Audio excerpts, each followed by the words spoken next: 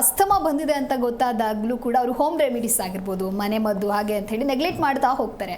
ಈ ಥರ ನೆಗ್ಲೆಕ್ಟ್ ಮಾಡಿ ಸಿವಿಯರ್ ಆದಾಗ ಏನೆಲ್ಲ ಕಾಂಪ್ಲಿಕೇಶನ್ನ ಎದುರಿಸಬೇಕಾಗತ್ತೆ? ಇವಾಗ ಮನೆ ಮದ್ದು ಮಾಡಬೇಡಿ ಅಂತ ಹೇಳಲ್ಲ, ಬಿಕಾಸ್ ಏನ್ಷಿಯಂಟ್ ಮೆಡಿಸಿನ್ ಎಷ್ಟೊಂದು ಪ್ರೂವ್ ಆಗಿದೆ, ಮನೆ ಮದ್ದುಗಳು ಎಷ್ಟೊಂದು ಚೆನ್ನಾಗಿರೋದು ಇದೆ. ಸೊ ಈಗ ಸಿಂಪಲ್ಲಾಗಿ ಜೇನುತುಪ್ಪಕ್ಕೆ ಸ್ವಲ್ಪ ಏನದು ಪೆಪ್ಪರ್ ಹಾಕ್ಕೊಂಡು ಕುಡಿದ್ರೆ ಥ್ರೋಟ್ ಇರಿಟೇಷನ್ ಹೋಗುತ್ತೆ ಅಂತ ಹೇಳ್ತಾರೆ. ಆ ಥರ ಜೀರಿಗೆ ನೀರು ಕುಡಿದ್ರೆ ಕೆಮ್ಮು ಕಮ್ಮಿ ಆಗುತ್ತೆ ಅಂತ. Yes, lot of things are there and prune ಅದು. ಬಟ್ ಅದೆಲ್ಲೋ ಆ ವ್ಯಕ್ತಿಯಲ್ಲಿ ಅದು ಅದಕ್ಕೆ ರೆಸ್ಪಾಂಡ್ ಆಗ್ತಾ ಇಲ್ಲ ಅಂದರೆ you have to show him for medication. First thing, medication ಕೊಡಬೇಕು ಅಂದ್ರೂ ಮೆಡಿಕಲ್ ಸ್ಟೋರ್ ಅಲ್ಲ, ಡಾಕ್ಟ್ರನ್ನ ಮೀಟ್ ಮಾಡಿ ಎಕ್ಸಾಮಿನ್ ಮಾಡಿ, ಇದಕ್ಕೆ ಬ್ಲಡ್ ಟೆಸ್ಟು ಕೂಡ ಬೇಕಾಗುತ್ತೆ, ಎಕ್ಸ್ರೇ ಕೂಡ ಬೇಕಾಗುತ್ತೆ ಒಂದು ಸತಿ. ಆಮೇಲೆ ಲಂಗ್ ಫಂಕ್ಷನ್ ಟೆಸ್ಟ್ ಅಂತ ಮಾಡ್ತೀವಿ, ಅಂದರೆ ಬ್ರೀದಿಂಗ್ ಪ್ಯಾಟರ್ನ್ಗಳನ್ನು ಚೆಕ್ ಮಾಡೋದು, ಇದೆಲ್ಲ ಬೇಕಾಗುತ್ತೆ ಟ್ರೀಟ್ಮೆಂಟ್ ಮಾಡೋದಕ್ಕೆ. ಸೊ ಇಲ್ಲಿ ನೆಗ್ಲೆಕ್ಟ್ ಮಾಡ್ಕೊಂಡೋದ್ರೆ ಕಾಂಪ್ಲಿಕೇಶನ್ ಏನು? ಒಂದು ಕೋಲ್ಡ್ ನೆಗ್ಲೆಕ್ಟ್ ಮಾಡಿದ್ರೆ ರಿಪೀಟೆಡಾಗಿ ಬರ್ತಾಯಿತ್ತು, ಎಲರ್ಜಿಕ್ ರೈನೈಟಿಸ್ ಅಂತ ಲೇಬಲ್ ಆಯಿತು. ಆ ಎಲರ್ಜಿಕ್ ರೈನೈಟಿಸನ್ನು ನೀವು ನೆಗ್ಲೆಕ್ಟ್ ಮಾಡ್ತಾಯಿದ್ರಿ, ಅದು ಇದು ಮೆಡಿಸನ್ ಮಾಡ್ಕೊಳ್ತಾಯಿದ್ರಿ, ಯಾಕೋ ತಲೆಗೆ ಹತ್ತಾ ಇದೆ ಅಂತೇಳಿ ಬಂತು, ಸೈನೋಸೈಟಿಸ್ ಆಯಿತು. ಸೊ ಎಲರ್ಜಿಕ್ ರೈನೋಸೈನೋಸೈಟಿಸ್ ಅಂತ ಹೊಸ ಲೇಬಲ್ ಆಯಿತು. ಅಲ್ಲಿಂದ ಯಾಕೋ ಗಂಟ್ಲಲ್ಲಿ ಇರಿಟೇಷನ್ನು, ಥ್ರೋಟ್ ಇರಿಟೇಷನು, ವಾಯ್ಸ್ ಚೇಂಜ್ ಆಗ್ತಾಯಿದೆ ಅಂದರೆ ಫ್ಯಾರಿಂಜೈಟಿಸ್, ಲ್ಯಾರಿಂಜೈಟಿಸ್, ವೋಕಲ್ ಕಾರ್ಡ್ ಮೇಲೆ ಏನೋ ಕಫ ಕೂತ್ಕೊಂಡಿದೆ, ಅದಕ್ಕೇನೋ ಪಾಲಿಪ್ ಆಗ್ತಾಯಿದೆ ಅಂತ ಹೇಳಿ ಬಂತು, ಅಲ್ಲಿ ವೋಕಲ್ ಕಾರ್ಡ್ ಪಾಲಿಪ್ ಅಂತೇಳಾಯಿತು, ವಾಯ್ಸ್ ಚೇಂಜ್ ಆಯಿತು ಅಂತ complaint.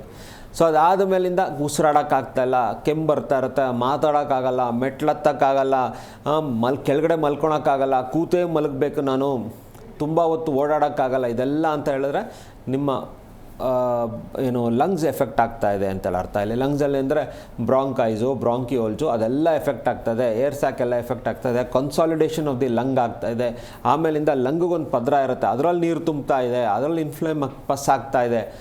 So there is pneumonia ಅಂತೇಳಾಯಿತು. ಸೊ ಅಲ್ಲೋ ಗಾಳಿ ಸೇರಿಕೊಂಡಿದೆ, ಎಲ್ಲ ಟ್ರೀಟ್ಮೆಂಟ್ ಏನೋ ನಾವು ಮಾಡೋರು, ಅಲ್ಲೋ ಗಾಳಿ ಸೇರಿಕೊಂಡಿದೆ ಅಂತೇಳಿ 5 ಕಂಡೀಷನ್ಸ್ ಆಗ್ತಾಯಿದೆ ನನಗೆ ಅಂತೇಳಿ ಬಂತು.